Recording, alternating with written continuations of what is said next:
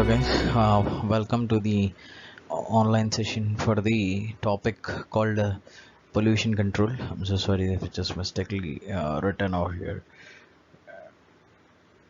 MSU pollution control.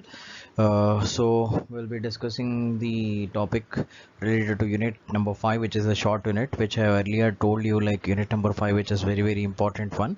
So which consists of only two topics. One is your pollution control, pollution norms, and engine overhauling.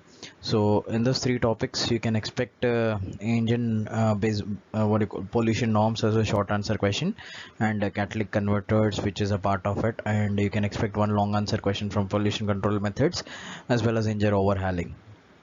So let's try to go on for the contents which we are going to learn today's class, like introduction, automobile pollution causes, exhaust emission from automobiles, controlling methods of pollution, pollution norms, catalytic converters, engine overhauling, and tools required.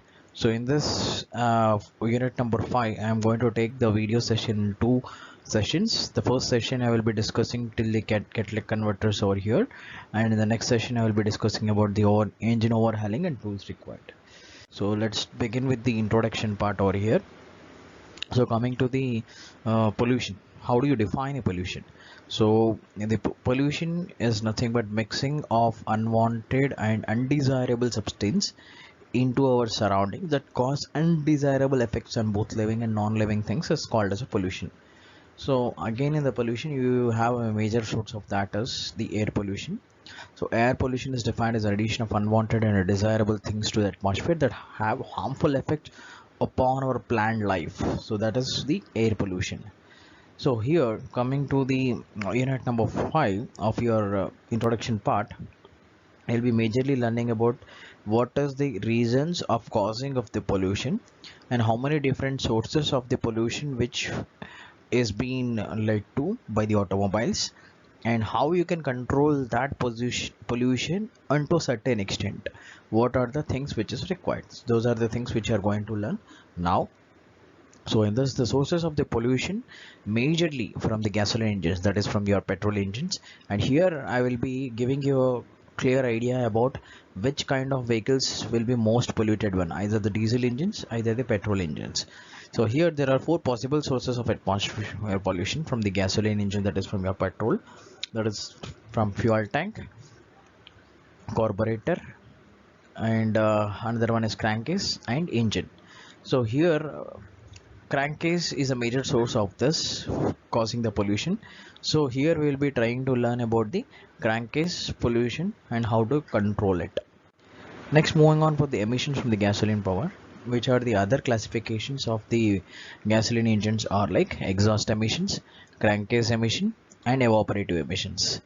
So here the amount of pollution that an automobile emits, this majorly depends on number of factors. One major important is design, and another one is how you operate and how you handle your automobile. Generally, the diesel powered engines create relatively minor pollution problems compared to gasoline powered engines. So what is a major reason and what are the source? We'll try to learn. The major problems of diesel engine are smoke and odor, and what are the sources of the petrol? I will try to compare. Next, emission control purpose. So here the emission control purpose are usually installed to reduce. For this, the pollution which is coming out of the automobile are the three major gases which is coming out. One is carbon monoxide, another one is unburned hydrocarbons, another one is NOx.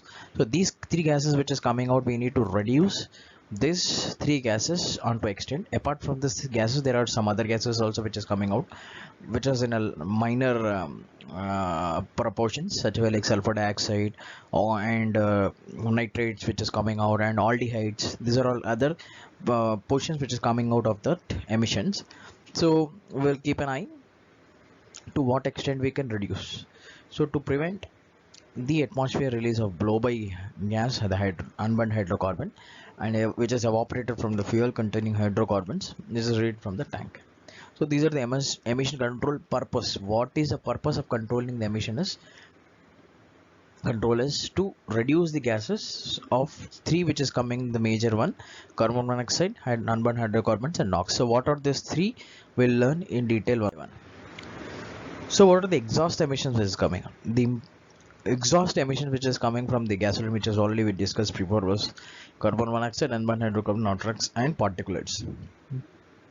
So how do you control this? There are two basic methods. One is to inject the manifold.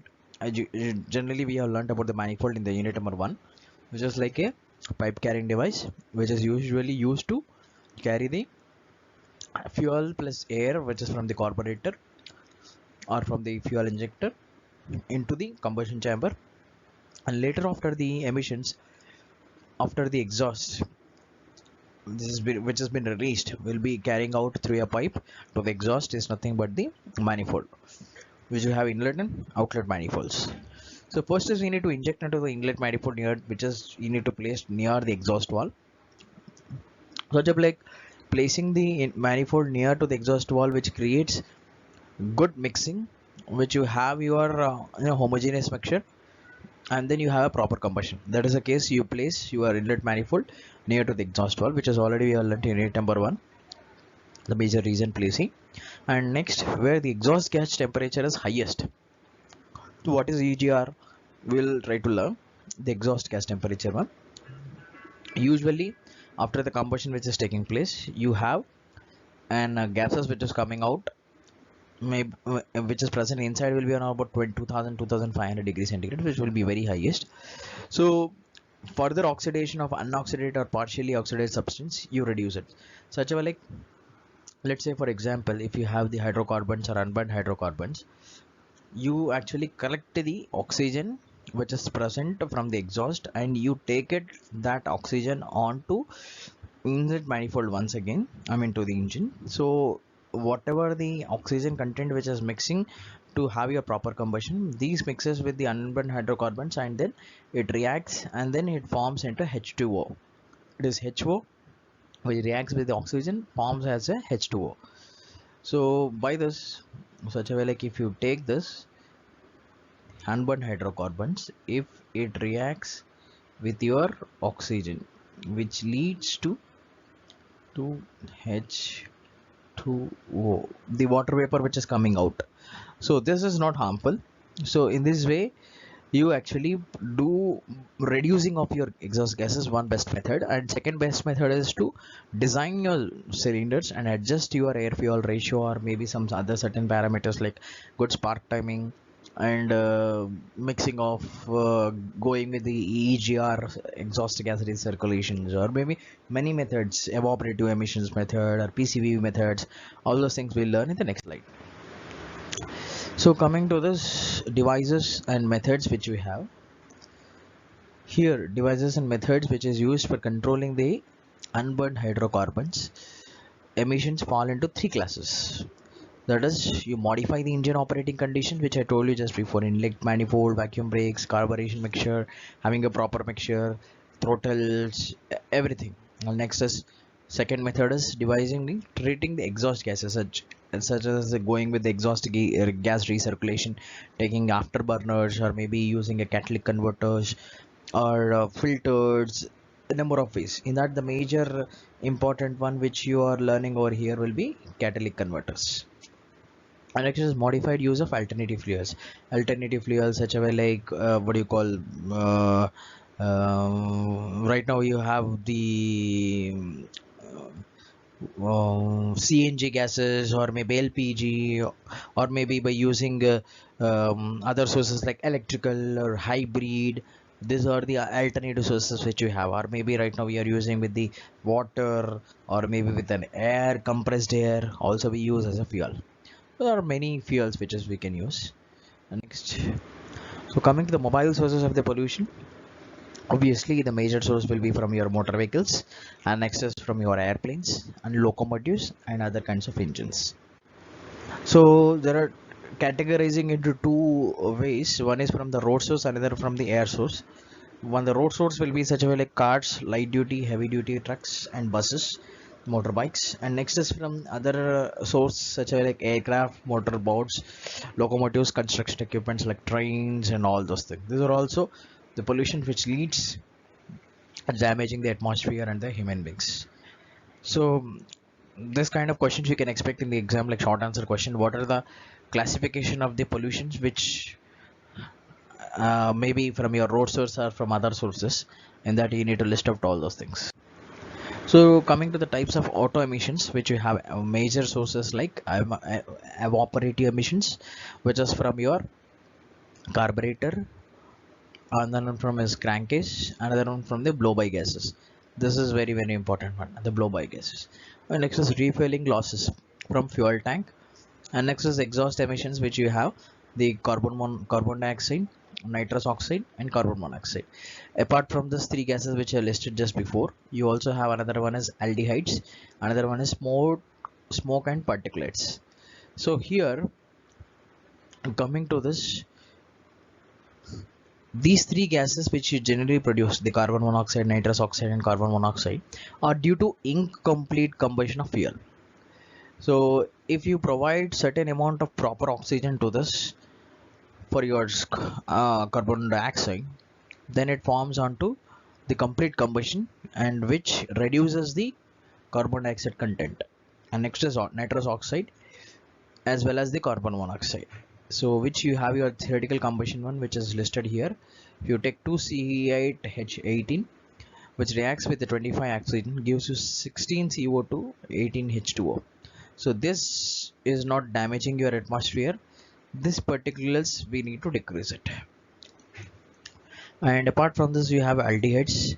Usually aldehydes are the gases which is like sulfur dioxide, ash, dust, whatever which is present, which comes under the aldehydes emissions, which will be in a low percentage, which may be on about 2%, not more than that.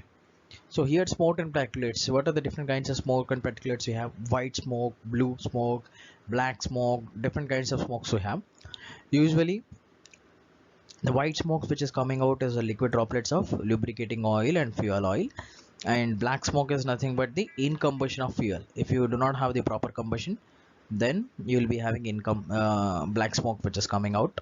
And also blue smoke will be coming out, especially from the diesel gases, diesel engines, which is, if you do not have the proper lubrication, that blue smoke also will be coming out, which is harmful for the engine. Okay, next, air pollution reason. So what are the major reasons of the air pollution? Just like incomplete combustion of carbonous fuel, and next is evaporation loss, exhaust emissions, and other one is low quality fuel. These are the major reasons of your air pollutions. So next is another one, apart from the three gases which is coming out, which I listed before, just before, was the formation of the photochemical smog. So what is the photochemical smog? So what is the major reason of coming of the photochemical smog, and how do you reduce it? Excuse me. So coming to this has a major effect on your air pollution, which such a way like you have toxic effect of the carbon monoxide and maybe lead compounds which is generally formed, which leads to the formation of photochemical smog. So what is the culprit here is low volumetrically concentration of unburnt or maybe a partially burnt hydrocarbons and nitrous oxides is a major reason for the formation of your photochemical smog, which reacts with the sunlight, these unburnt hydrocarbons, and then forms as a photochemical smog. The necessary conditions for this are sufficiently quantity and concentration of unburnt hydrocarbons, which is listed before, and stagnated atmospheric condition, which is by the meteorological thermal inversion, and strong sunlight. This is the major reason which these gases which coming out will react with this sunlight and then forms the photochemical smog. Next, so we'll list out a few of the parameters which you can decrease your air pollution. We have many of the sources, in which one of the major parameter is like air fuel ratio.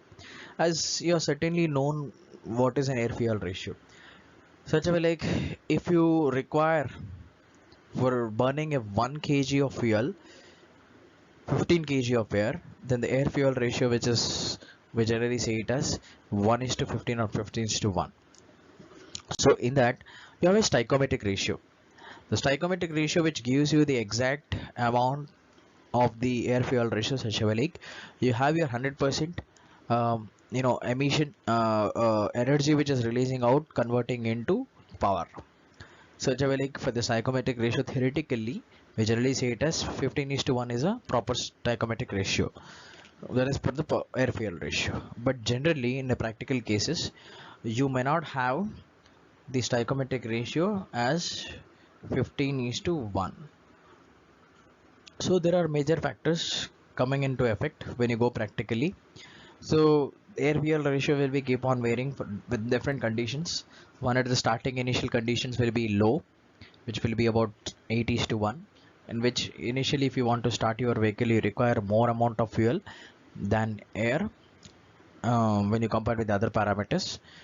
And once your vehicle is started, then we are going into the normal what do you call economical conditions. Then you have your normal air fuel ratio which is less than the stoichiometric ratio. If it's anything less than stoichiometric ratio we say it as a rich fuel mixture, and anything greater than the stoichiometric ratio we generally say it as a lean fuel mixture. So in that, and when you are speeding up your air fuel ratio will be lean, and when you are again cruising your air fuel ratio will be rich. So these are certain parameters which depends upon. So as you decrease your air fuel ratio, then there will be an increase in unburned hydrocarbon content. Such a way like if you do not have the proper oxygen mixing, then obviously your unburned hydrocarbons will increase. So this is a major one in which if your air fuel ratio is increasing, the unburned hydrocarbons decreasing, then your unburned hydrocarbons will increase. But this is not the major effect of the one to decrease your air pollution. It's only a part in which it doesn't depends upon your throttle. This is a major important point to be noted. Next, methane and acetylene are the two unburned other hydrocarbons which mostly are also affected by your air fuel ratio. And there is another parameter which you have, your spark timing. The hydrocarbon emission which generally decreases as your spark is retained at a constant power. So this spark is usually depends upon your ignition and the timing of your engine speed, as well as many other parameters. So you also have the combined effect of air fuel ratio and spark timing. So in that, the reduction in the hydrocarbons are due to the linear air fuel ratio and due to retarded spark timings. If you have your perfect spark timing, then you have your less air fuel emissions which is coming out. And another one important parameters apart from that is the combustion chamber. It's where the combustion chambers which you have the exhaust emissions has a major part.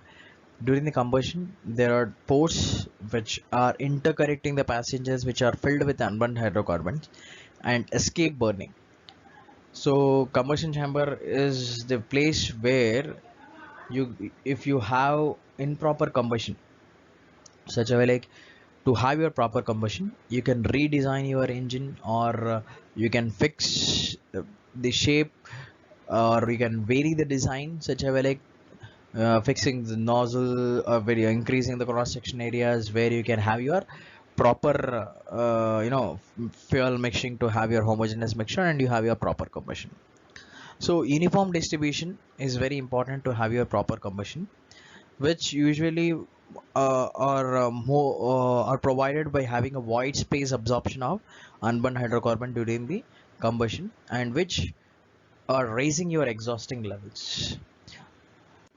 Next is another part as the control of exhaust emissions. There are two major approaches. One is modifying the engine design, and next is treating of exhaust gases after emissions from the engine. There are following other modifications also which helps in cleansing the exhaust, which are by using the linear ideal mixture and maybe a linear possible mixture, or to have your minimum overlap, such a way like if you go with the what do you call your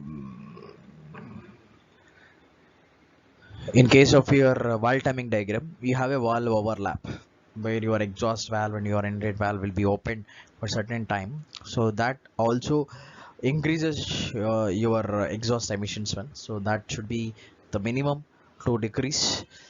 and treatment of your mixture to improve your vaporization mixing of fuel with the air. That is one of the methods controlling the exhaust emissions. So among these major methods of employed purpose are to narrow venturi meters. That's why, like, if your velocity is higher, you have your proper mixture, then you have your better fuel atomization. And next is provision of exhaust heated hotspots to vaporize the heavier liquid droplets which is present in your air stream. Sometimes you have your unburned hydrocarbons present over there, so which hotspots coming and vaporizing, it also forms to have your better decrease of your emissions.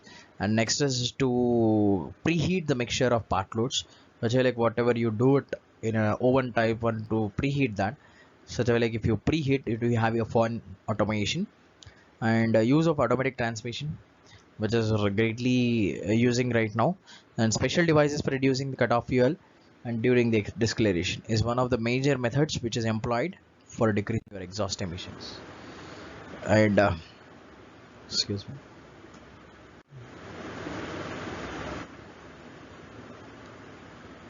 So coming to the major important other gases which you have is nitrous oxides, which we had discussed before, were the major gases like nitrous oxide coming out, and unburned hydrocarbons coming out, and next is carbon monoxides coming out.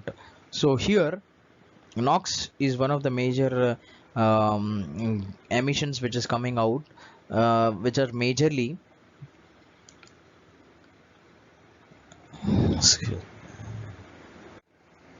so these NOx which is released, which is coming out usually if you take oxygen content, which usually reacts with the nitrogen, it forms as nitrous oxide plus coming out the other one is nitrogen. Or if you take the nitrogen which is mixing with the oxygen, then you have nitrous oxide coming out and oxygen which is the other one is coming out. Or if you mix the nitrogen with the unburned hydrocarbons, which also leads to nitrous oxide and hydrogen. So these are the major various sources in which your nitrous oxide which is coming out. So this can further react to form nitrous oxide by various means, such as like if you mix nitrous oxide mixing with your water vapor H2O, which will lead to NO2 nitrous oxide plus H2. Or else if you take nitrous oxide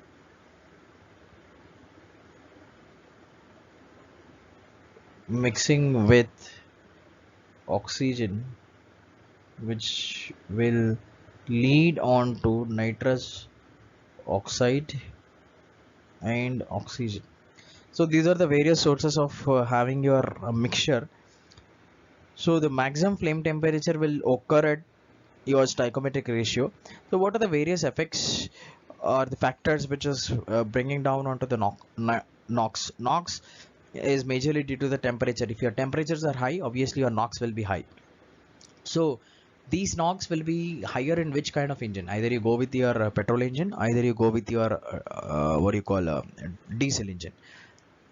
Temperatures are usually higher in case of your diesel engines, so obviously your NOx will be higher in case of your diesel engine. So the effect of the NOx depends upon the major factors like compression ratio, air fuel ratio, and retarding sparking time, and EGR. So if your compression ratio is increasing, then your maximum temperature is also increasing, then NOx formation is also increasing.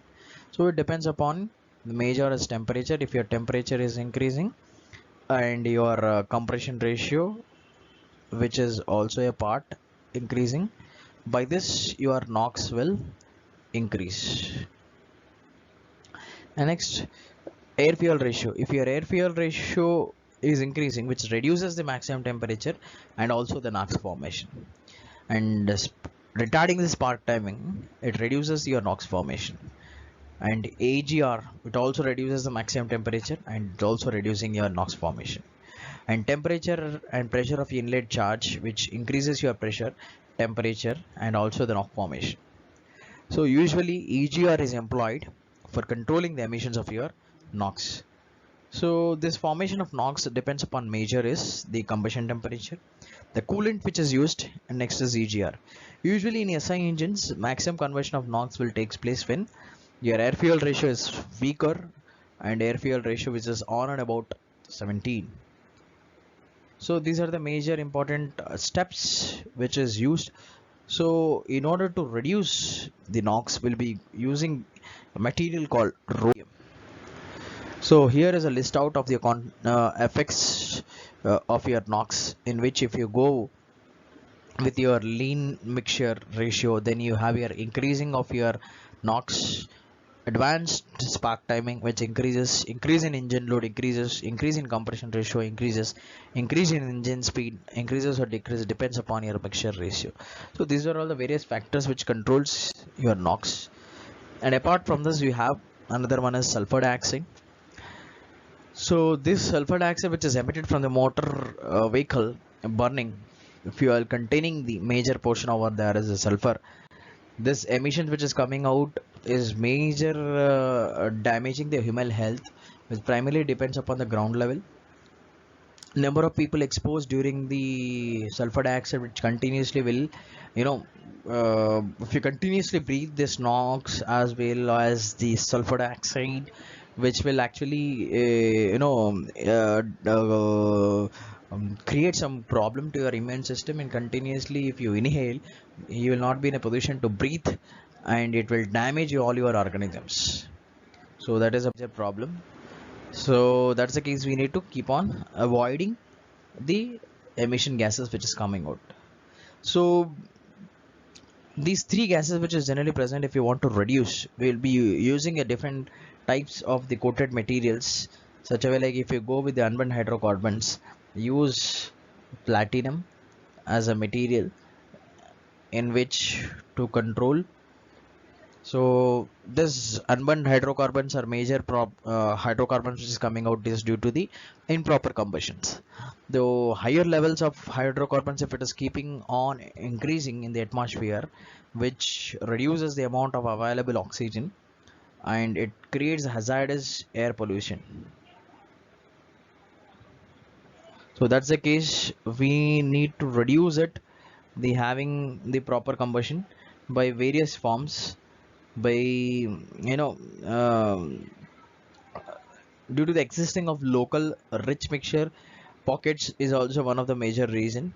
And this unburned hydrocarbons appears due to flame quenching near your metallical walls, and the significant portion of this unburned hydrocarbons may burn during expansion and exhaust stroke of the oxygen concentration and exhaust temperature, which is suitable for complete oxidation. A larger amount of hydrocarbons will go out with the exhaust gases. And coming to the next one is the carbon monoxide, which is one of the important one, in which the carbon monoxide is a colorless gas or with the same density as air. Which is very poisonous gas, which when inhaled replaces oxygen in their bloodstream, so that body metabolism, uh, when it breathe continuously, it damages your metabolism. So what is the formation of your CO is generally found when the mixture is rich in the fuel, and the amount of carbon dioxide formed increases, the mixture becomes more and more rich in fuel. This is majorly due to the equilibrium which is not established when the product passes to the exhaust. As higher temperature is developed during combustion, the products formed will be like reacting of your hydrogen with your oxygen, formation of your H2O. So in order to reduce this, you should have your proper mixing of oxygen with your carbon monoxide. If you inhale continuously, it will actually leads to death, which is the major problem. And next, there are the symptoms which has been listed. If you continuously inhale this kind of gases for these many hours, these are the symptoms which comes out of your carbon monoxide. I'm not going to read out all this. So if you would take this three gases which is coming out, so it will like carbon monoxide, nitrous oxide, as well as hydrocarbons. If you mix, take it in a proper mixture, in a rich and a fuel mixture, in a rich and lean mixture. If you observe the graph of first one of your carbon monoxide, initially when your mixture is rich, it is higher, and it is coming down when your mixture is becoming lean. When your mixture is becoming lean, such a way like you have your more oxygen content, so by this it reacts and your carbon monoxide levels will come down. And next, if you take what do you call hydrocarbons, initially when your mixture is very rich, it is higher, and slowly it is coming down when your mixture is becoming linear, and then later if start further it is becoming much linear, then again your unburned hydrocarbons are increasing, the hydrocarbon monoxide. That is due to various factors, such as like if your mixture is very lean, and you not have your proper fuel, then you do not have the proper combustion, then the unburned hydrocarbons will be keep on increasing. And next is where you have another one is like nitrous oxide, which is majorly due to the temperature, as when your mixture is rich, your NOx is lower, and it is reaching to the highest stage at a point of your stoichiometric one, and it is coming down when the mixture is becoming linear. So here in between, there is a point such a way like where all your gases which is generally present will be very low when you compared to your hydrocarbons or your NOx or maybe anything. At this particular point, all the emissions will be lower. So that is your air fuel ratio 13:1. So at this point, you should make your design consideration such a way like if you bring it to this point, when you're comparing your all your emissions will be lower. So it is not always possible. To a certain extent, based on your driving conditions, it may be possible, and also based on your design of your engine. Next, coming to the exhaust treatment, you have many things such as like petrol injection and satisfied charge engine, where you have your petrol injection providing the flexibility to meet your engine requirements, eliminating the problem of mixture distribution. And next is self-charged engine, which operates with a lean mixture depending upon the localized rich mixture, which also eliminates some kind of emissions. Apart from this, there are many ways which you can control your emission control system. One is like catalytic converters, air injection system, exhaust gas recirculation, evaporative emission control methods, and positive crankcase ventilation method. So first we'll start with the major important one is the catalytic converters one. Apart from this, there are also other one like PVC, which is majorly used for reducing the hydrocarbons, and evaporative systems, which is reducing the hydrocarbons, and EGR, which reduces the NOx, and TWDC, which reduces all your hydrocarbons, carbon monoxide and NOx. Catalytic converters, which is a major one, where these catalytic converters are very harmful. It is a device which is usually used to convert your harmful gases into unharmful gases. So it is a chemical reaction will takes place which uses different materials, coating materials, which is usually fixed at the exhaust at the end of your vehicle, in which it converts your unburned hydrocarbons to uh, proper hydrocarbons with a burned hydrocarbons, and next NOx levels will decrease, and also your hydrocarbons or carbon monoxide will decrease. Where you have two different kinds of catalytic converters, one is two-way catalytic converter, another one is three-way catalytic converters. So structure of the what do you call catalytic converters will be usually honeycomb structure, which is usually plated with three materials. This is very important one. platinum, rhodium, and palladium. So each coated material will be used for different gases. Where if you go with palladium, this is usually used for carbon monoxide emission controlling, and usually rhodium, which is usually present, will decrease your NOx, and platinum, which is usually present, will decrease your hydrocarbons.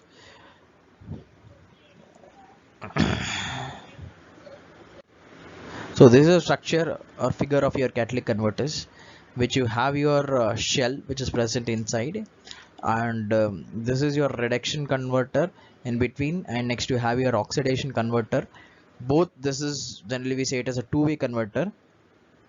Rhodium is the best catalyst which is used to convert your NOx, keeping air fuel ratio of 14.6 is to 14.7 is to 1, and the conversion usually takes place at a higher temperature, which is usually about 1600 Fahrenheit.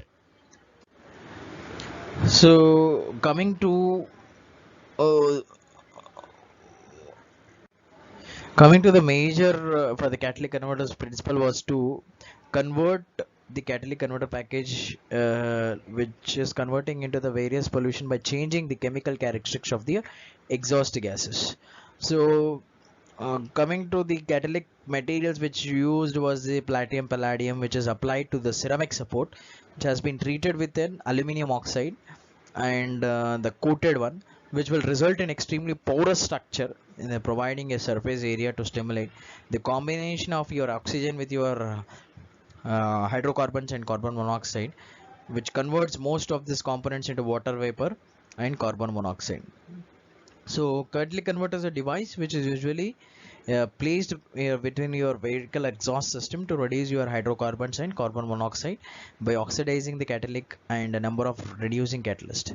So what are the major requirements of your catalytic converters? Is like your surface area should be higher enough to have your better reaction, and good chemical stability to prevent any detonation, deformation, and low volume and heat capacity to reach operating temperature, and your physical durability with should be higher enough, and minimum pressure drop during the flow of your exhaust gases through the catalytic bed that will not increase the back pressure of the engine.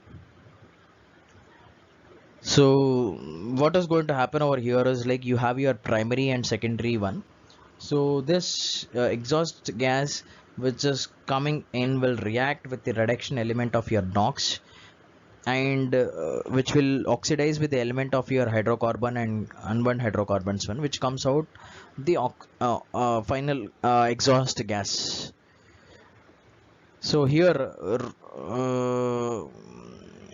you have, apart from the catalytic converters, is your air injection one, the other method in which your clean air has been allowed to flow on to the exhaust ports by a vane type air pump to ignite your unburned hydrocarbons. So there is a vacuum operated driver valve. There is in vacuum operated driver valve, diverter valve, sorry, is used to stop your air flowing during distillation. So check valve is also placed in between to stop the hot gases traveling back into the air house. So why majorly you go with air injection and other one? Why don't we only go with the catalytic and converters? There are some drawbacks of the catalytic converters also. That are like, there are some kind of failures which takes place usually in a catalytic converters. That is like converter will melt down continuously by usage, or maybe carbon deposits will takes place, or maybe catalytic fracture will takes place, or poisoning will takes place. That's the case you are majorly not using, but widely it is used. So what is a major reason why it is so popular is because most common range of exhaust gases temperature of your SI engines will be 400 to 600, will react with exhaust gas. We contain modest amount of your oxygen, which is more suitable sustainable amount of carbon dioxide. In diesel engine it always operate lean, so that exhaust gases which contains sustainable amount of oxygen, and it reacts with a lower temperature with the removal of gases pollution to the exhaust gases. After it they leave the engine, maybe either thermal or the catalytic one, in order to oxidize the hydrocarbons in the gas phase without the catalyst, a time of maybe 30, 40, 50 minutes, a temperature in excess of 700 is required. So to oxidize the temperature in excess of 700, the higher temperature which is required for this is obtained by spark retard. By this, the time can be increased by the exhaust manifold volume also will form a greater thermal reactor. So we'll move on for the next one, which we have was another one is your exhaust gas recirculation, which is very famous one, which is most widely used for controlling of your NOx, which as I told you in earlier case. So what you do over here is there will be a separate device in which it collects all the amount of exhaust gas which is admitted is being thrown onto the vacuum controlled one, which you have, which is nothing but we say it as a EGR valve. This consists of a spring loaded vacuum diaphragm which is linked to the tappet valve, which controls the passage of your exhaust gas ported vacuum. And where you have your exhaust valve which is closed at ideal one econ, which is majorly used for reduction of your NOx emission, which feeds inert gases back into the intake manifold, which will dilute the mixture without altering the air fuel ratio. With less oxygen and fuel combustion takes place, and which lowers your NOx. This system uses the EGR valve can have a better vacuum, which is electronically and mechanical one, which is operated by a ported vacuum. They do not function. The engine was at operating condition temperature above ideal speed. This is a major criteria in order to operate. So this is a figure which is of your EGR, where you will be having EGR valve over here. This is the exhaust gas which is generally present will be recirculated back onto the engine by the EGR valve which is generally present over here. By this it reduces your NOx. And you also have an evaporative emission methods, which fuel generally present in the fuel tank, contains your air dome that allows your fuel expansion and vent line. So it connects to the charcoal canister, and when engine is switched off, a purge valve is used to control your vapor removal from the consistor. Vapors are drawn into the intake manifold via purge line, and then ECU also controls the major one for the optimizing of your engine efficiency. And next is control of operative emissions, which usually done in the 3 or 5 cases by fuel volatility, ambient temperature, emissions, and by running losses occurring during engine operation and hot soak losses occurring during the vehicle is parked. And coming to the operative emission control method, which you have the fuel tank which is generally present over here, which have your vent line, allows to flow onto the roller or vapor separator, and then from here it allows to flow onto the charcoal canister, and then it mixes over here, and then through the purge line which allows to flow on to your what you call intake manifold. By this the throttle which is generally present, which allows to flow on to your engine, such a way like it reduces your unburnt hydrocarbons. Next is PCV, which mainly say it as positive crankshaft ventilation. This positive crank.